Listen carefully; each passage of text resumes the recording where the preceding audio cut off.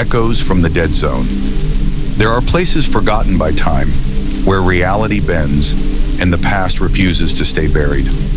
One such place is Grey Hollow, a forsaken town swallowed by tragedy and sealed from the world. They say those who enter hear echoes of the past, and some never return. The phone rings, a jarring metallic sound cutting through the stillness. Samuel Graves, a journalist chasing urban legends, cautiously approaches. He hesitates but answers.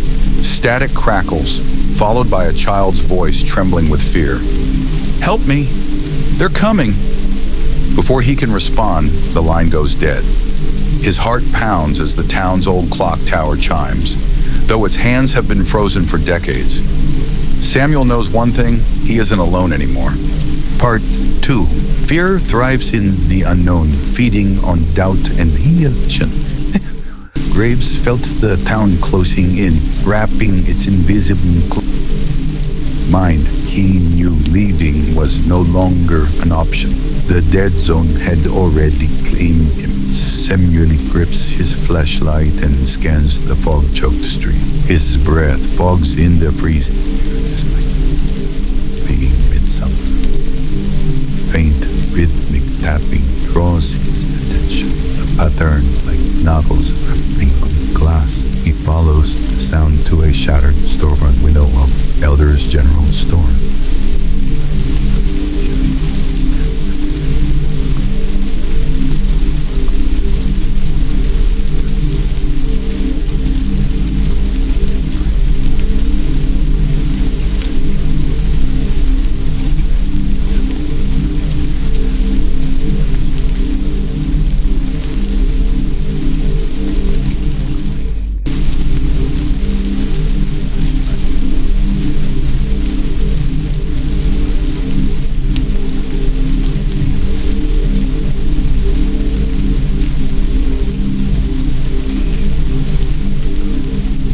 Part 3. Whispers in the Dark. The past doesn't die in Grey Hollow. It festers, waiting for someone foolish enough to awaken it. Samuel was that someone, though he had yet to realize the gravity of his mistake. Samuel's heart pounds as he steps cautiously into the store. The musty air smells of rot and rust, thick and suffocating. The toy music box's haunting melody echoes from somewhere deeper inside. He struggles to suppress a rising sense of dread, but forces himself forward. Suddenly, his flashlight catches a display rack filled with dusty dolls, their painted faces cracked and distorted. One of the dolls' heads jerks toward him with a sickening creak, its lifeless eyes locking onto his. Before he can react, the music box stops. Silence falls, oppressive and absolute.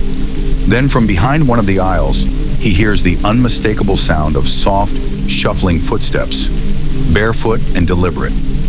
Breathing heavily, Samuel backs away, but his heel strikes something on the floor. He looks down to see an old worn journal with the initials EW etched into its leather cover. The first page reads, "To those who find this, you are already too late." A cold breath brushes the back of his neck, followed by a distorted whisper, "Run." Part 4. The Forgotten Journal. There are stories meant to be buried and warnings meant to be heeded. But in the dead zone, the line between past and present fades. Samuel was now tangled in a web woven long before he arrived, drawn into the secrets the town refused to forget. Samuel's fingers tremble as he picks up the journal. Its cracked spine feels strangely warm, as though the memories within still burn with urgency. Flipping through the fragile pages, he finds erratic entries scrawled in dark ink, the handwriting growing more frantic with each line. The children's laughter won't stop. They watch me from the fog. I can't trust the mirrors anymore. Suddenly, a faded photograph slips from the journal's center. It shows a family of 4, parents and 2 children, smiling stiffly in front of the same storefront. Scribbled on the back in red ink are the chilling words, "We are still here." A heavy thud echoes from the store's back room, followed by dragging sounds like something being pulled across the floor. Breathing heavily, Samuel shines his flashlight toward the darkened doorway. The beam lands on the cracked wooden door, now slightly ajar. His instincts scream to run, but something compels him forward. As he steps closer, the dragging sound stops abruptly. A child's voice, faint and trembling, calls from the darkness. "Mister, please, help me." Part 5. The Hollow Voice. Hope is a dangerous thing in Gray Hollow. It lures the desperate deeper into its cursed embrace, offering salvation where none exists. Samuel knew this, but the voice still tugged at something buried deep within, a need to save what he couldn't before. Clutching the journal tightly, Samuel steps into the darkened room. The air is thick and cold, carrying the unmistakable scent of damp earth and decay. His flashlight flickers as though resisting his grip, casting jagged beams across rusting storage racks and forgotten relics. The voice comes again, weaker this time. "Please, help me." His pulse races as he follows the sound to the cracked mirror against the far wall. Its grimy surface is marred by strange handprints, small, desperate, and pressed from the inside. Suddenly, his flashlight dies, plunging the room into suffocating darkness. His breathing quickens as the dragging sound returns. Closer now, accompanied by the faint scrape of bare feet on cold cement. Samuel fumbles with the flashlight, its beam sputtering back to life just in time to reveal a pale, hollow-eyed face staring at him from inside the mirror. Its mouth twists into a grotesque smile as it whispers, "You can't leave. We need you." The flashlight goes out again. Behind him, something cold and skeletal brushes his shoulder. Part 6. The Mirror's Grasp. The dead have many ways of calling, but mirrors are their favorite doorway. In Gray Hollow, reflections lie, twisting reality into something far more dangerous. Samuel was beginning to understand, too late, that some doors should never be opened. Samuel's breathing is ragged, his fingers trembling as he desperately clicks his flashlight. It sputters once, twice, before finally blazing back to life. He spins around, but the room appears empty. No face, no presence, only silence. His gaze drifts back to the cracked mirror. For a fleeting moment, he sees himself, but his reflection doesn't move. Instead, it slowly tilts its head and raises a hand, pressing its palm against the glass from the inside. Its eyes shimmer with dark intent. Samuel stumbles back, his foot knocking over the old tricycle. Its rusted wheels spin with a tortured creak that echoes like a child's faint, mocking laughter. Before he can react, the mirror ripples like water. Pale, spindly fingers burst through the cracks, clawing at the edges of reality. He scrambles backward as the distorted voice from before hisses, "Stay with us. You belong here now." Desperately, he grabs a rusted metal shelf and yanks it down, sending it crashing into the mirror. Glass shards explode across the floor with a sound like 1,000 screams trapped in the wind. The twisted hands vanish into the void. Heart pounding, Samuel rushes toward the exit, but finds the door he entered through is gone, replaced by a solid brick wall. Behind him, a faint voice giggles. "You can't run, not from them." Part 7, No Way Out. Trapped between what was real and what never should have been, Samuel realized escape was not just unlikely, it was impossible. In the dead zone, the walls of reality shift, reshaping themselves with twisted intent. Breathing heavily, Samuel searches for another exit, but the room seems to stretch endlessly, twisting into a labyrinth of decayed shelves and forgotten relics. The musty air presses against his lungs, each breath feeling heavier than the last. Suddenly, the sound of wet footsteps echoes from deep within the darkness. Slow, deliberate, and getting closer. His flashlight flickers again, dimming with each step. He frantically flips through the old leather journal, pages crackling under his trembling fingers. A partially torn entry catches his eye.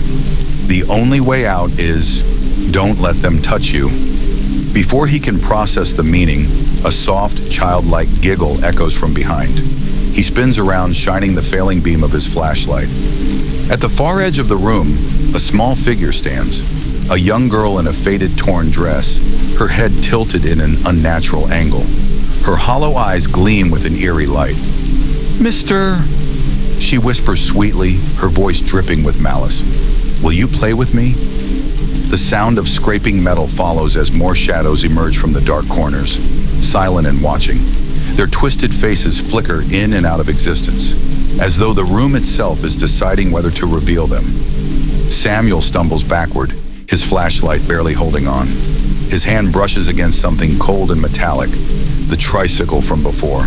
His mind races, a relic connected to the past. A key, maybe. Suddenly, the girl lunges, her hollow face splitting into a grotesque, inhuman grin. Part 8, Relics of the Forgotten. In Gray Hollow, time is not a straight line. It coils like a serpent, binding past and present in a twisted embrace. Samuel was beginning to understand that the objects left behind were more than forgotten relics. They were anchors, and perhaps his only hope. As the twisted girl lunges, Samuel instinctively thrusts the old tricycle between them. A sharp crack echoes as her clawed hands collide with the rusting metal, sending her hissing and recoiling into the shadows. The air shimmers briefly, as though reality itself rejects her presence. Breathing heavily, he grips the tricycle, realizing it somehow repels whatever force animates these horrors. His eyes flick back to the scattered shards of the mirror. Among the jagged glass lies something unexpected, a rusted old key, its surface etched with strange, archaic symbols.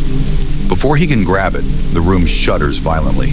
An unnatural guttural roar reverberates through the air, followed by the pounding of many feet approaching fast. Samuel snatches the key and stumbles toward the back of the room, where the rotting walls appear cracked and unstable. The journal's last legible entry flashes in his mind. Find the lock before they find you. Behind him, countless distorted faces emerge from the dark, their hollow eyes blazing with hunger. Their twisted limbs stretch impossibly long, dragging themselves toward him with relentless speed. Desperate, Samuel thrusts the key toward the nearest crack in the wall. For a moment, nothing happens. Then, with a grinding groan, the wall splits open, revealing a dark, spiraling stone staircase descending into the unknown. As the monstrous figures close in, Samuel plunges into the abyss, the heavy stone door slamming shut behind him with a final, echoing thud. Part 9, The Descent. Escape never truly comes in Gray Hollow. The town, like a living thing, has many layers, each more suffocating, more oppressive than the last. Samuel was no longer running from what he could see, but from what he couldn't. What waits in the deep places. The farther Samuel descends, the more he can hear it. Faint whispers, unintelligible at first, then clearer as they resonate in the very walls themselves. They're not voices from the town above. They're something older, deeper, something born of the void beneath Gray Hollow. He feels the walls closing in on him, the space growing tighter, the air more suffocating. He glances back once, expecting to see the stone door closing behind him. But instead, nothing. There is no door, just the endless staircase stretching into the dark. His flashlight flickers one final time, dying entirely. Panic surges in his chest, and his breath comes in ragged gasps. He stumbles, nearly losing his balance on the uneven steps. Suddenly, the whispers grow louder, urgently pleading. Come closer. It's waiting for you. Samuel steels himself, moving forward. As he rounds a final bend, the staircase opens into a vast, cavernous chamber. The stone floor is cracked and broken, and at its center lies a massive, darkened pit, its edges etched with strange symbols. A faint, greenish glow emanates from the depths, and a low, pulsing hum vibrates through the air. Samuel steps closer, drawn to the pit against his will. His eyes widen in horror as he sees something moving at the bottom, something alive. The whispers intensify, now an overwhelming chorus coming from all directions. You shouldn't have come. It's hungry for you. At the edge of the pit, Samuel hesitates. Something ancient stirs below, something old and hungry. Suddenly the pit erupts. Shadows writhe and coil, leaping toward him. He stumbles backward, his heart pounding as something cold and damp brushes against his skin. In that moment, he understands. The dead zone isn't just a place. It's a living prison, feeding on the souls of those who dare to uncover its truths. And now, Samuel is its next victim. Part 10, The Awakening. In the dead zone, nothing is forgotten. Nothing is ever truly lost. The pit was no mere hole. It was a gateway, a prison for the restless souls of those who had fallen victim to its pull. And Samuel had just awakened what should have stayed buried. The ground beneath Samuel's feet shifts, and he feels himself being drawn toward the edge of the pit, as though the very air is pulling him in. His body trembles with the magnetic force, but he fights against it, trying to back away. His eyes dart to the stone walls, searching for any way out, but every surface is covered in the same ancient symbols, glowing faintly, pulsing with unnatural life. Then he hears it, the unmistakable sound of scraping nails against stone, growing louder. The pit begins to churn, the green glow intensifying as the creature below stirs. From the depths, something massive rises, a shape so dark, so twisted, that it defies description. It slithers upward, its form shifting and shifting again, an amalgamation of horrors long lost to time. Samuel's mind screams, but his body moves against his will, drawn closer to the pit. The creature's presence is suffocating, pressing against him like an invisible weight. He struggles to breathe as its cold, predatory gaze fixes upon him. "You shouldn't have come." The voice booms in his mind, as if the creature speaks through his very thoughts. "Now you will join them, forever." The thing rises closer, its form now filling the entire cavern. A mass of wriggling limbs, eyes, and mouths that never stop moving, all hungry for something. Someone. Its mouth opens wide, a cavernous maw filled with endless rows of teeth that gleam like sharp blades. In that instant, Samuel understands. The dead zone doesn't just trap the living, it consumes them, takes their very essence into the pit, where they are erased from existence. He can feel himself slipping, his strength fading as the creature's cold fingers reach out toward him. But then, through the haze of terror, a thought surfaces, one final sliver of clarity. The key. The key he had found earlier, the one with the strange symbols. His hand shakes as he pulls it from his pocket, his mind barely able to focus on the glowing etchings. The key is not just a lock, it's a seal. With a final surge of will, Samuel shoves the key into the nearest symbol on the stone wall.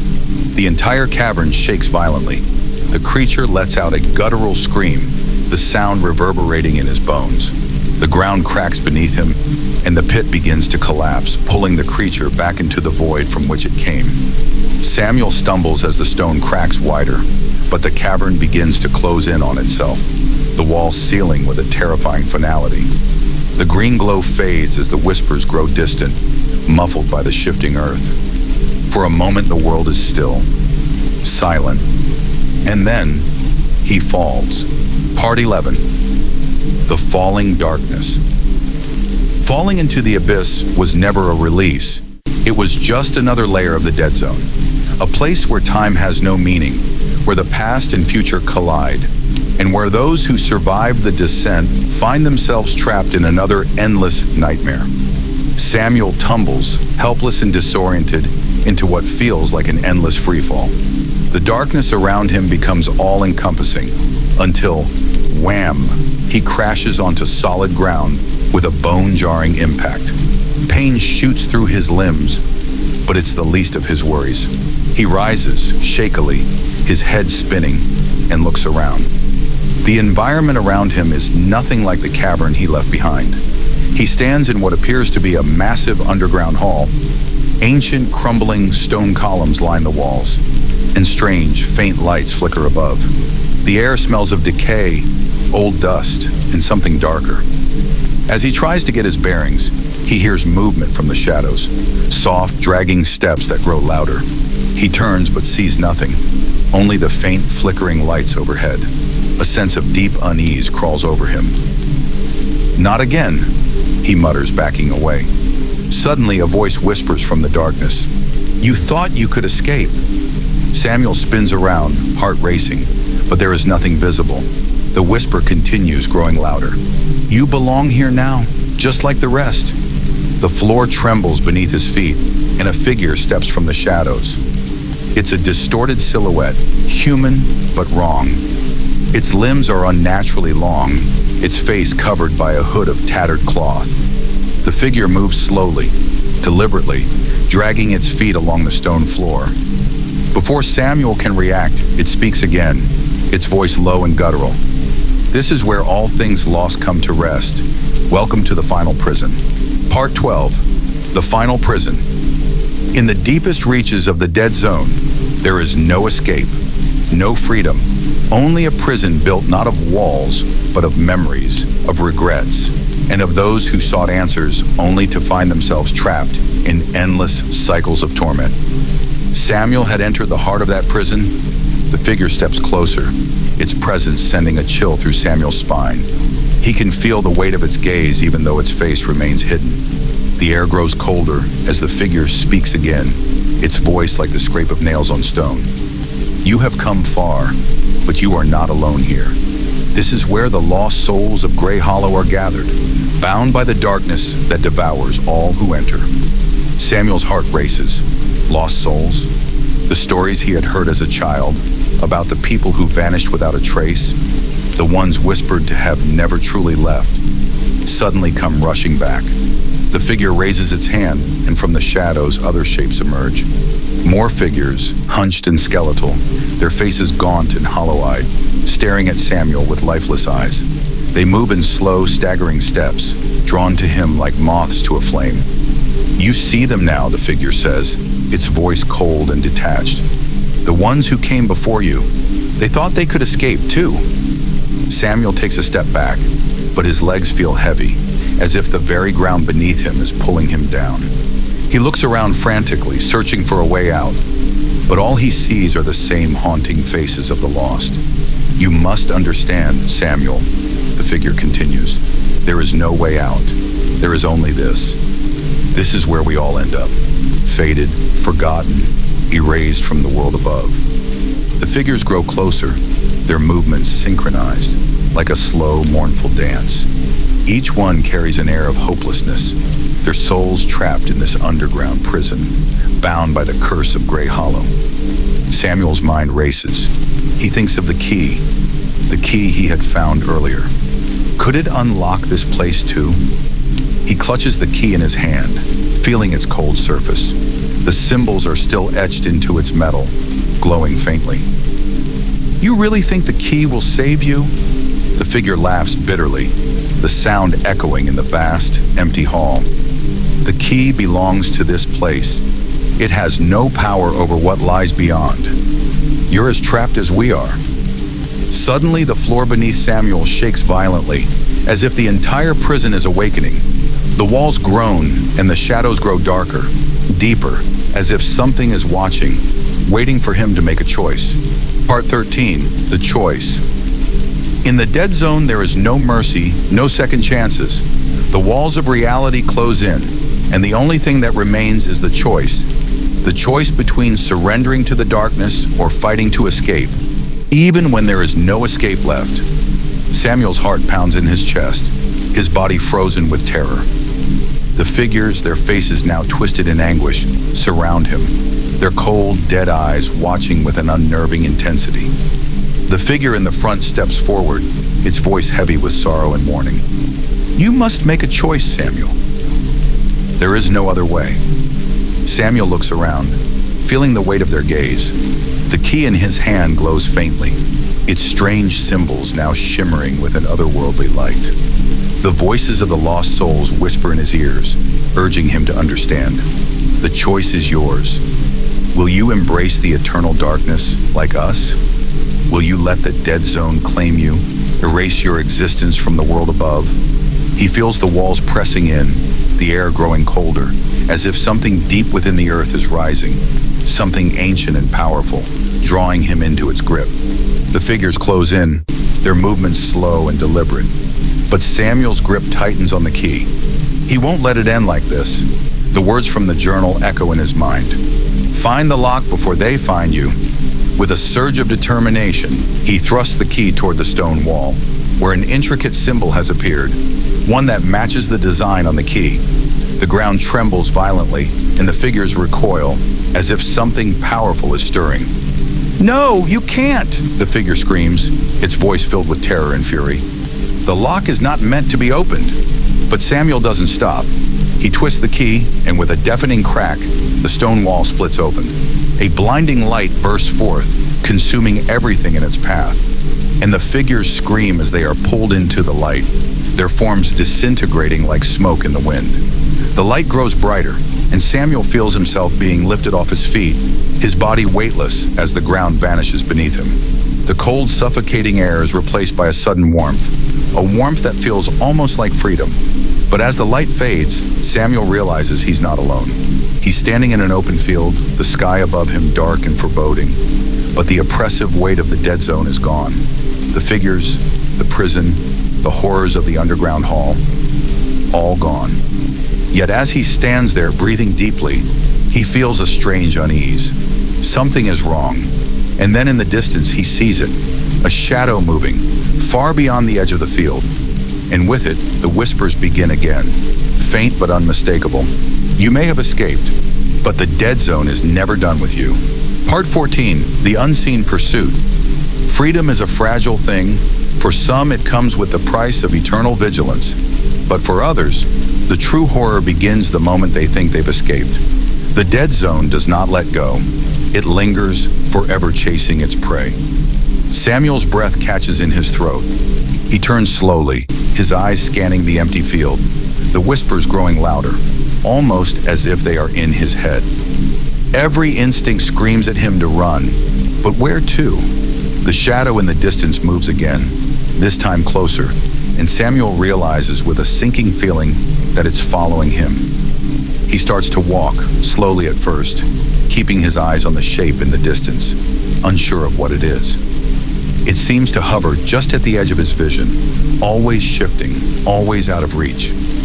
Every time he looks away, it moves closer. You can't escape it. It will follow you forever, the voice murmurs from somewhere behind him. He spins around, but no one is there. The voice is not from a person. It's from the very air around him, a part of the land, the curse that binds him to this place. The realization hits him like a blow to the chest. The dead zone has never truly left him. The shadows that follow are not just specters, they are memories.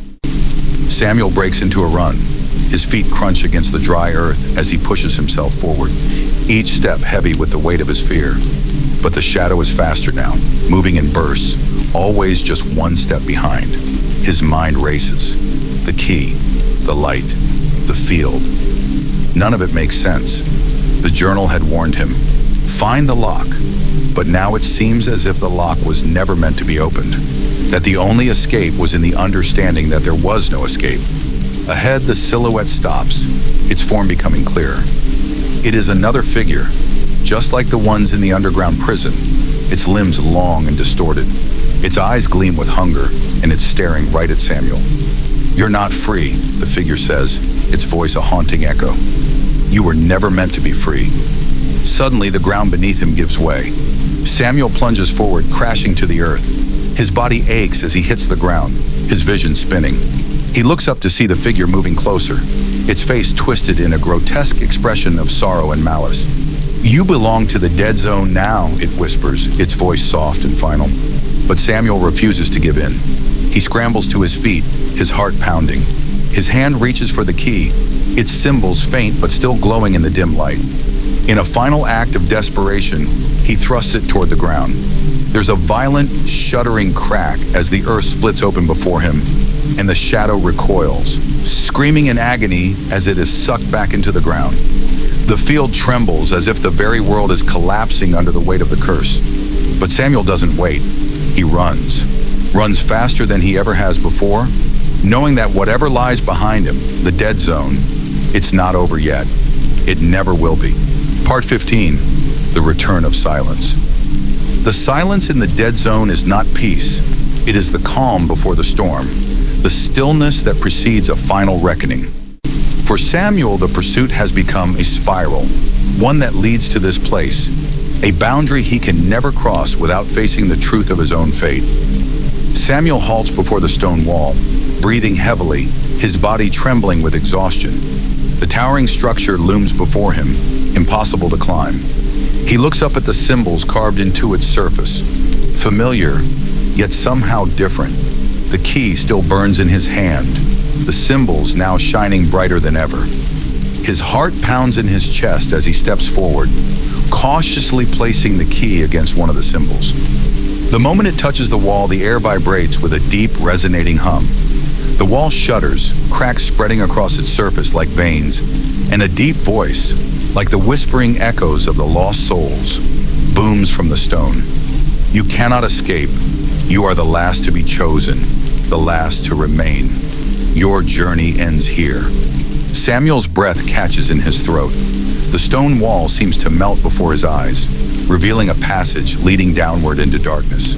The whispers return, louder now, clawing at his mind, urging him to turn back, to run, to give up. But he knows there is no going back. There's only forward. He steps into the darkness, the passage cold and uninviting. His footsteps echo as he moves deeper into the unknown. The air is thick, heavy with the weight of years, centuries perhaps, of forgotten souls. His senses heighten as he ventures deeper, the silence pressing down on him like a physical force. And then, ahead, a faint light flickers. The dead zone does not let go easily. The journey forward may seem like a path to salvation, but in truth, it is a path to revelation. And for Samuel, that revelation is the key to understanding the true nature of his torment. As Samuel approaches the light, he finds himself standing in a vast chamber, the walls lined with mirrors that reflect nothing but the emptiness of the dead zone. In the center of the room stands a pedestal, and upon it rests a glowing object, an orb of light pulsating with energy. The room feels alive, as if the very air is watching him. The truth is here, the voice echoes once more, this time from every direction. You sought answers. Now you will know them. Samuel steps forward, hesitating for just a moment before reaching for the orb. As his fingers touch its surface, the world around him shifts. The mirrors begin to distort, reflecting images of his past, his time in Gray Hollow, the people he had met, the clues that had led him here. But then something changes. The reflections grow darker, more distorted. Faces twist in agony, reaching out to him, their mouths open in silent screams. He recoils, his heart racing, but the orb pulls him in, drawing him deeper into the vision. The faces in the mirrors are no longer just reflections. They are the souls trapped in the dead zone, their suffering intertwined with his own. And now Samuel understands. You were never meant to escape, the voice intones one last time.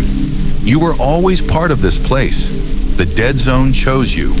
Part 16, the revelation. Samuel thought he had come to understand the nature of the dead zone, thought that the key and the light would lead him to salvation. But salvation was never meant for him. The dead zone has no mercy, no grace. It is a prison for those chosen, bound by the memories they cannot escape. Samuel stumbles back from the orb, his heart racing. The images in the mirrors are suffocating, their twisted forms pulling at his mind. The voices, once whispers, are now full of rage, sorrow, and desperation. They claw at his thoughts, forcing him to relive every moment of his journey, every decision that had led him to this place. You're a part of us now, the voices chant in unison, forever trapped in the dead zone. You belong to it just as we do. The reflection of his own face in the mirror distorts. He watches as his expression twists into one of anguish, as if the very essence of his soul is being pulled from him. His hands tremble, the orb still glowing faintly in his grip, its power overwhelming. He realizes now that this is not a tool for escape. It is a part of the curse, an anchor that binds him to this place. The realization strikes him like a blow to the chest. He was never meant to escape. He had never been free. The dead zone had chosen him long ago, just as it had chosen those souls who now reached out to him from the mirrors. You are part of the cycle, the voice continues, a deep resonating tone that echoes through every inch of his body. The dead zone feeds on those who seek to escape, trapping them in endless loops, tormenting them with their own regrets, their own desires. Samuel drops the orb, his hand shaking uncontrollably. As it hits the floor, the room shatters into 1,000 pieces. Fragments of broken glass swirl around him, reflecting visions of his past. Faces of loved ones he'd lost, the people who had vanished in Gray Hollow, and the haunting specters of those who had tried, like him, to escape. In the chaos, one figure stands out, an image of himself, but older, more weathered. His reflection moves closer, its eyes hollow, its expression empty. "You are me," the older version of Samuel whispers, his voice rasping. "You were always meant to be here. You were never free." The mirrors crack open, revealing a vast emptiness behind them, a void that seems to stretch on forever. Samuel's reflection steps through the shattered glass, reaching out toward him. As the figure's hand touches his own, a surge of energy courses through Samuel's body, and in that instant, he understands. The dead zone is not just a place, it is a state of being, a purgatory for those who cannot move on. And he, like the others before him, is trapped within its endless cycles. There is no escape. There is no freedom. There is only the unrelenting pull of the dead zone, where time bends and souls are bound by their own fate. Part 17, The Endless Cycle. In the dead zone, there are no endings, no resolutions, only cycles, repeating over and over again, trapping those who enter within a labyrinth of their own making. Samuel had thought he could escape, but now he knows the truth. He is a part of the cycle, a soul bound to the dead zone forever. But even in his torment, he is not alone. The others, the ones who had come before him, are here, trapped just as he is. Samuel stares at the dark corridor ahead. The figures that had once surrounded him, those souls from the mirrors, are now gone. He feels their absence as an emptiness in his chest. The only sound is his own breath, shallow and ragged, as the weight of his realization settles in. The cycle will continue. It always does.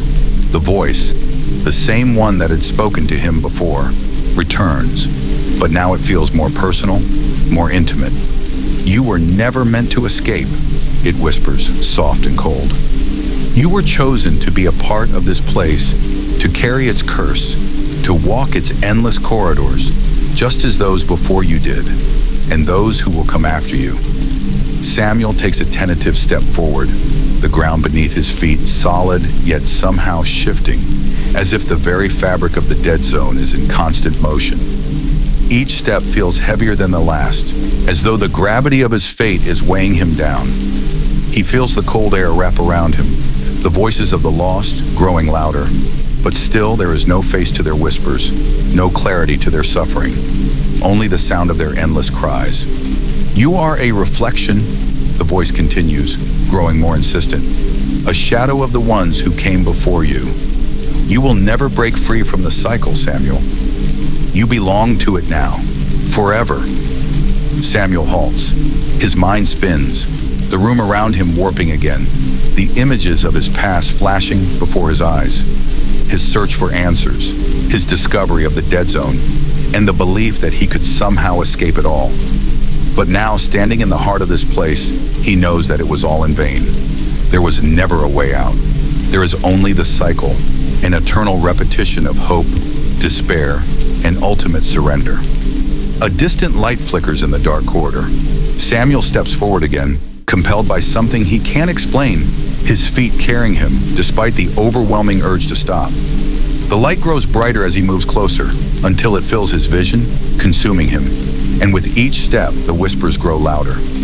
"This is where it begins. Again," the voice echoes, its tone laced with finality. "The cycle never ends. It only starts over." Part 18, The Final Reflection. Every soul trapped within the dead zone eventually reaches this point, the mirror, a reflection of their own self, the culmination of their journey. It promises answers, but only reveals the truth they've long feared. There is no escape. There is only the reflection of the self, repeating the cycle over and over again. Samuel approaches the mirror, his heart racing. The reflection staring back at him is not what he expected. It is a version of himself, older, weary, with eyes that speak of centuries of torment. His reflection smiles, a knowing, empty smile, and beckons him closer. "You've come far, Samuel," the reflection speaks, its voice a soft, mocking echo of his own. But you knew this would be the end, didn't you? The dead zone doesn't allow escapes. It allows only one thing: the endless journey back to yourself. Samuel stares at the mirror, his hand trembling as he reaches out.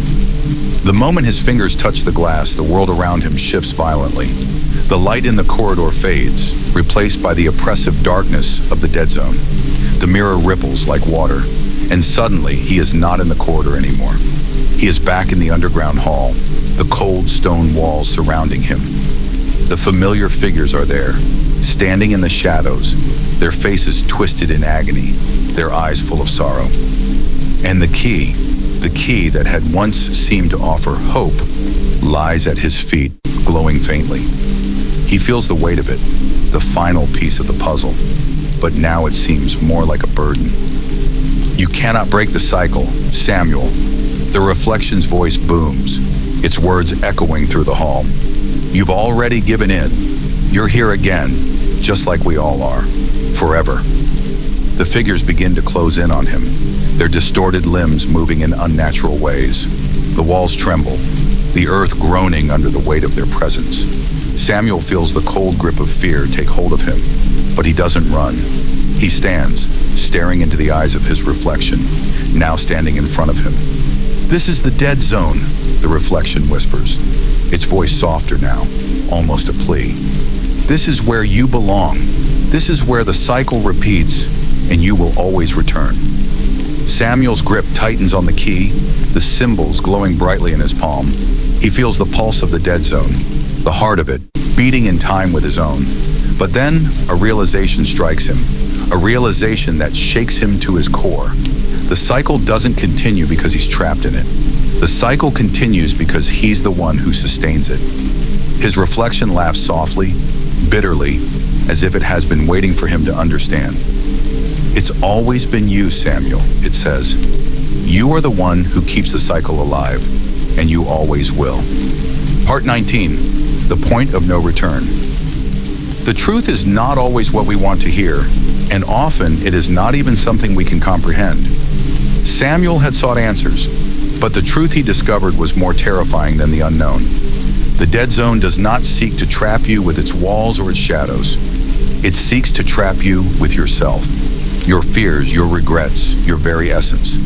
For it is not the place that is cursed, it is you. The realization crashes down on Samuel with the force of a thunderclap.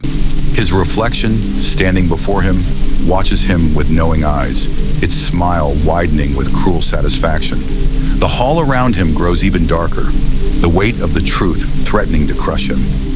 The figures in the shadows begin to whisper, their voices now a chorus of desperation, clawing at his sanity. You are the one who sustains this place, the reflection murmurs. You are the key, the reason the cycle continues. You've been feeding it all along. Your presence here is not a mistake. It's a necessity. Without you, there is no dead zone. Samuel's knees threaten to buckle under the weight of the revelation.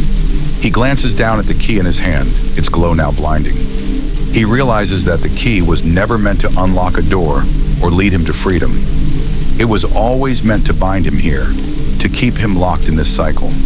Every decision he had made, every step he had taken, had led him to this moment, not as a victim of fate, but as its creator. I can't, Samuel whispers, his voice hoarse. I didn't mean for this, for any of this. The reflection steps closer, its presence oppressive. The figures move in closer as well, their faces now so close to his that he can feel the cold breath of the dead on his skin. They speak in unison, their voices melding into one. You were never meant to be free, they chant. You are the keeper of the dead zone, the one who holds its heart in your hands, and you will never escape it. The hall begins to shake, the stone walls cracking as if the very foundation of the dead zone is collapsing around him. But Samuel can't move. The pull of the key, the weight of his own existence, is too strong. He feels as if the very essence of his being is being drawn into the key, becoming one with the dead zone itself. There is no escape, Samuel, the reflection says, its voice now a soft, mournful echo. You are both prisoner and warden. You always have been. Samuel raises the key high, the light blinding as he stares into the reflection of himself. For a moment, everything goes still. The whispers fade, the figures vanish, and all that remains is the oppressive weight of the truth. The dead zone isn't a place, it's a state of being, a loop, a prison of his own making. The key trembles in his hand, and for a moment, Samuel wonders if he can change anything. But the reflection smiles one last time, and everything begins to collapse. The walls, the shadows, and the very air around him shatter into pieces. He realizes with finality that there is no escape and no beginning, only an eternal return. Part 20, the eternal return. In the dead zone, there is no finality, no end. There is only the cycle, an endless return to the beginning. Samuel had sought to escape, but in doing so, he had become a part of the very force he wished to outrun. The dead zone was never a prison made of stone. It was a prison made of the mind, of the soul. And no matter how far he ran, he would always return to the same place. Samuel's body floats in the void, weightless, the key still clutched in his hand. His mind races, the weight of everything he's learned crashing down on him. He thinks back to when he first entered the dead zone. He had sought answers, driven by curiosity, a desire for truth. But now he knows the truth. There was never an answer. The cycle is not something to be broken. It is something that perpetuates itself through those who enter. It is not a destination, but a journey that never ends. Why? Samuel whispers, his voice swallowed by the infinite emptiness. Why me?